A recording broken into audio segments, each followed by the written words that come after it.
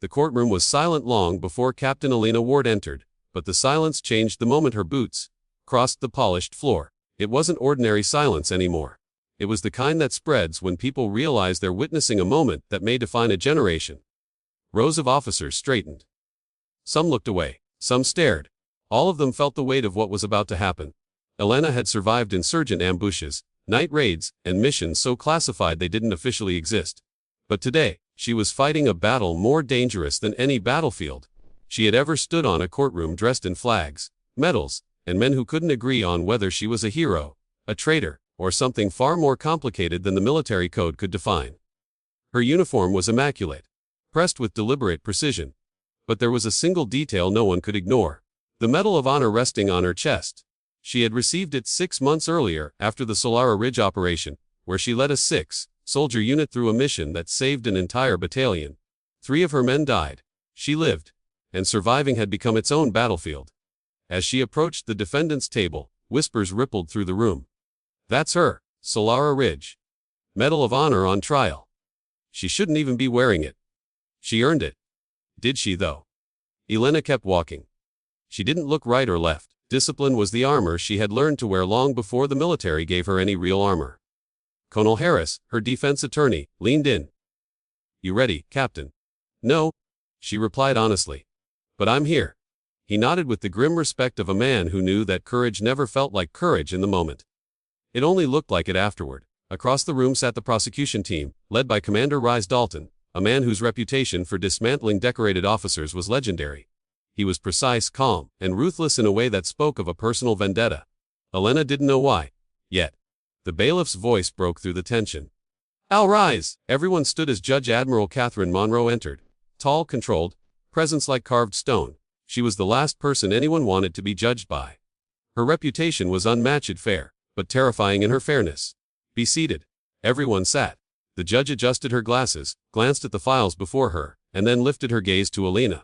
The room felt it. Captain Ward, she said, you stand before this tribunal under serious allegations. Before we proceed, remove your Medal of Honor. Gasps broke across the room. Even Colonel Harris stiffened. Elena felt the words like a command she had been shot with. With respect, Your Honor, he began, that medal. Colonel Harris. The judge cut sharply. This is a courtroom, not a ceremony.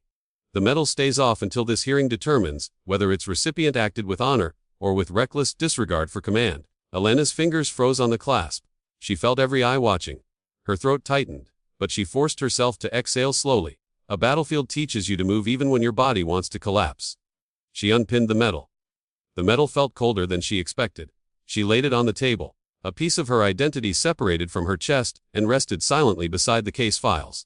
She felt the loss immediately, like the moment after an explosion when the ringing in your ears tells you your world has changed forever.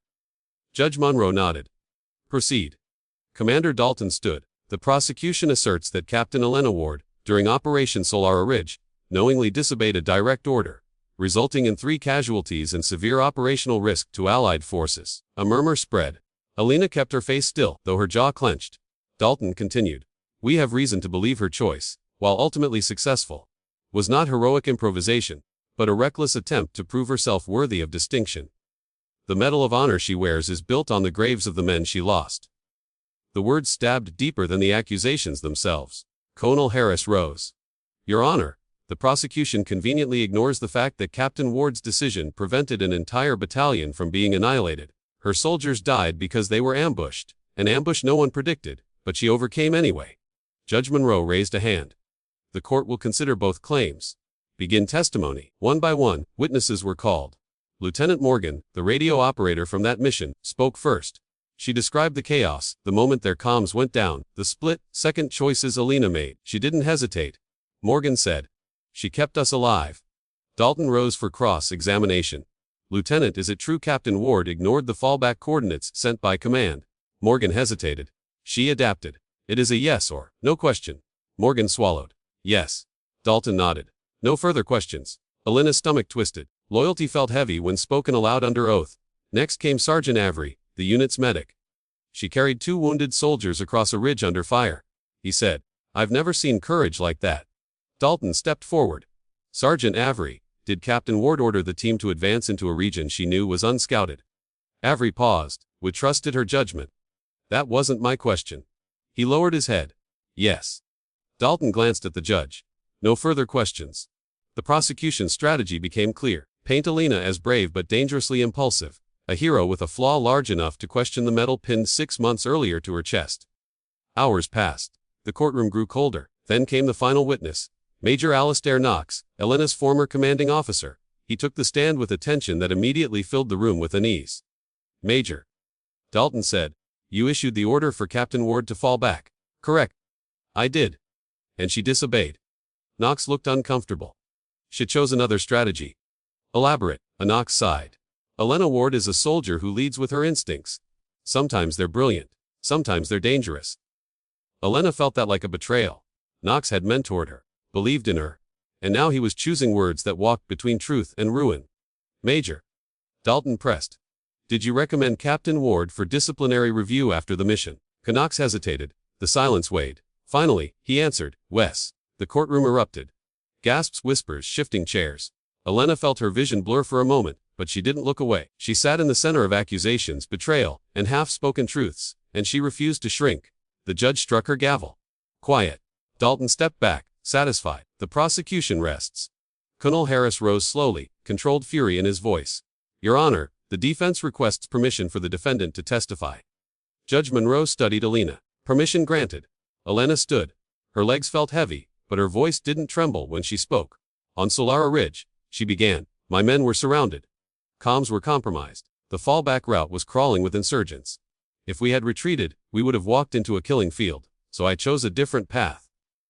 Not because I wanted glory, but because I couldn't stand the thought of writing letters to 30 families explaining why I followed an order that would get all of us killed.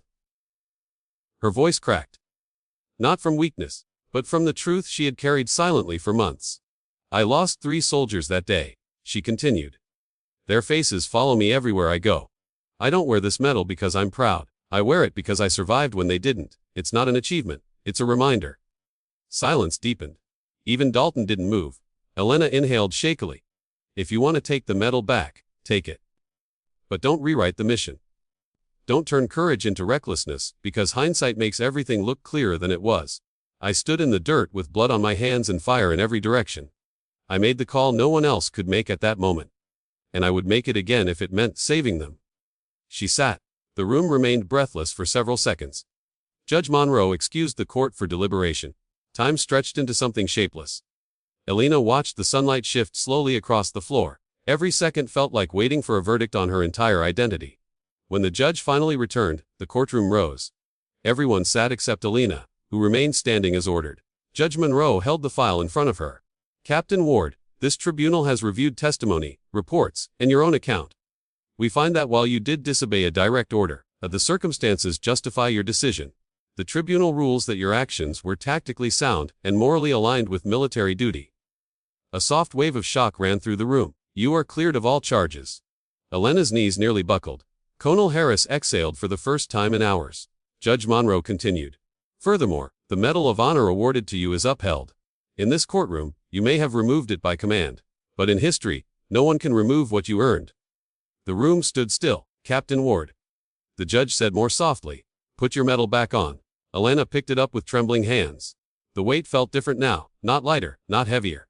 Just truer. As she pinned it back onto her chest, the courtroom, every officer, every soldier, even those who whispered against her, stood up in unison. Not by order, by respect. A single tear escaped her eye, not from sorrow, not from relief, from the quiet realization that she had survived a battlefield no one trains you for. The judge closed the session. This court is adjourned. The gavel struck. The sound was final. But the silence afterward was sacred. Elena turned to leave. As she walked out of the courtroom, the officers parted for her like a path opening. Some saluted. Some nodded. Some simply watched, knowing they had witnessed a story that would spread through halls and barracks for years. Outside, sunlight hit her face. For the first time in months, she felt it, not as warmth, as permission to keep moving. Captain Elena Ward walked forward, not as a soldier on trial, not as a hero questioned, but as a woman who had faced truth, judgment, and herself and did not break. Her war was far from over. But this battle, she had won.